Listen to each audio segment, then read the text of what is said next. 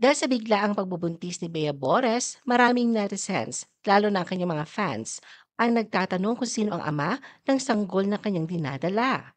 The Philippine Showbiz List presents Sino ang baby daddy ng pinagbubuntis ni Bea Bores?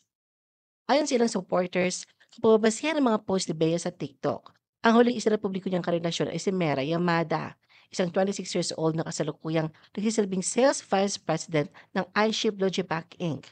At itinuturing ng marami bilang ama daw ng ipinagbubuntis ni Bea Bores ngayon. Si Mera Yamada ay isang content creator at isinilang noong January 14, 1999 sa Maynila. Nagmula siya sa pamilyang malapit sa industriya ng packaging at logistics sa Pilipinas at makikita sa kanyang apelyido ang pinaghalong pamana na Filipino at Hapon, kaugnay ng kumpanyang binuo ng kanyang mga magulang na sina Mel Pechara at Atsushi Yamada. Sa mga public profiles list, isinilarawan si Meray bilang bahagi ng pamilya na sa likod ng iShip Logipack at bilang batang profesional na maagang umangat tungo sa senior na posisyon sa kanilang negosyo.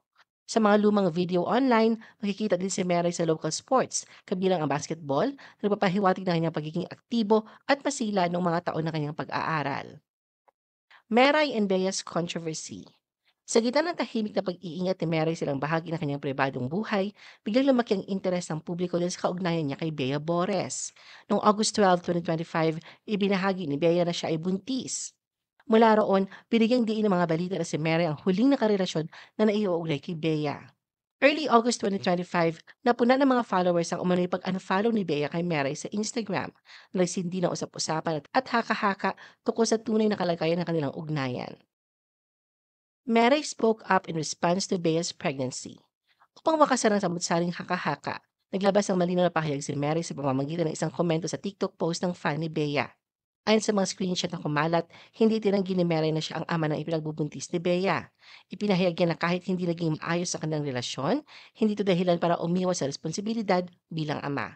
Ayon sa nilalaman ng kanyang pahayag, handa siyang gawin ang lahat ng makakaya upang maging mabuting ama at patuloy na susuportahan ang anak. At hindi niya itinuturing na isang opsyon ang paglayo sa kanilang anak. Anya, I'm here and I'm going to do whatever it takes to be the best father I can be. I will do better. For as long as I am accepted into our child's life, ready or not, I will answer the call with my whole heart. Sa huli, nakiusap si Mary ng privacy, lalo na kay Bea para sa matiwasay at tahimik nitong pagbubuntis. Saad niya, I hope and ask that we are given the privacy necessary to navigate our situation, most especially the journey of Bea's pregnancy, as smoothly as possible. Thank you. Ngayon ay hindi na makikita ang comment ni Meray. Ngunit maraming netizens ang nakapag-screenshot nito at muling ipinost ito sa TikTok. Bagay na nakarating kay Bea, kaya naman agad-agad siya nagbigay ng reaksyon. Commenting sa isang post ng netizen patungkol sa naging pahayag ng dating nobyo, Nyek, nauna pang magsabi ng gender. I never even revealed na siya yung dad. The alleged reason for Meray and Bea's breakup. Agad na pinag-usapan online ang relasyon ni Meray at ang naging ugnayan niya kay Bea matapos kumalat ang mga balita. Mabilis na nag-viral ang mga reaksyon at haka at naging sentro ng talakayan ang mga posibleng dahilan ng kanilang paghihiwalay. Maraming netizens ang nagbanggit na pagkakaroon ng third party daw bilang sanhi ng breakup ng dalawa.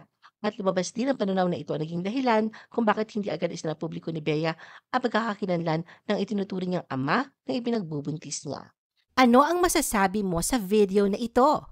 Mag-like o mag-react at huwag mahiyang mag-comment.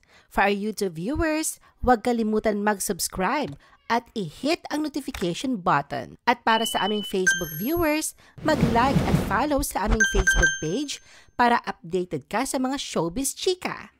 Thanks for watching!